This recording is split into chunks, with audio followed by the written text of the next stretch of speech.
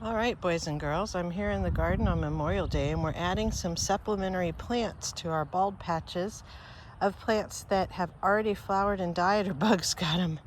This is where our squash was, and our jalapenos are doing great right there, but these are going to be 3 new zucchini plants. They're just like squash plants, they're green. And to prevent the bugs from getting them, I'm going to put little cages over them while they're young.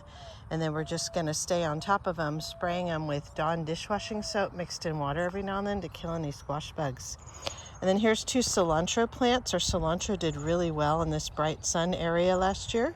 And I just didn't have any earlier when I went to the nursery, and we planted in the spring, and so now it's time to add on. Oh, we've got a hummingbird. I don't know if I can zoom in enough. He's over there on one of our zinnias. Got him for a little bit. Down here, the kids planted corn on the left and mammoth sunflowers on the right that'll get 10 feet tall. The corn's not doing so great. Some of it is the bugs. And so we've got some supplementary plants here. I've got 2 bean plants. One's here and one's down there. Let's see, that one. These 2 are going to be beans, and they're going to need a pole to climb on, so we'll be adding that as they get bigger. And then these right here, these 4, are going to be watermelons because they did really well last summer. I would plant some more pumpkins like we had last year, but it's not enough time left in the season to grow.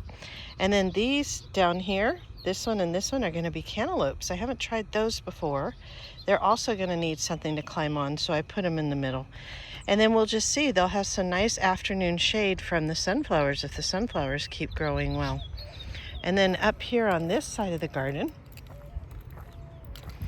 eventually when our cucumber grows, this plant will die back, and we're going to need a plant here, but it's not time yet, so we may be bringing a plant later for right there.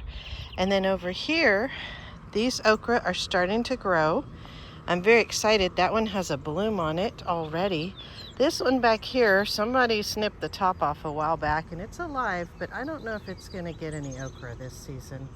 But I added 3 more okra plants over here, and they're kind of close together, but they're going to help out the Swiss chard. Swiss chard likes sun, but not quite as much sun as we get here.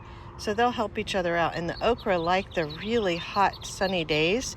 You just have to keep them watered. So these are the things I'm going to put into the ground on Memorial Day. Really, it's a little late to be adding these things to the garden, but I think we can get them just in time. Over by the tree, we have an Esperanza plant that we're going to put in the middle. It should last year after year, but unfortunately last year it got too frozen and it died back. So we're going to trim back some of this parsley here and plant an Esperanza.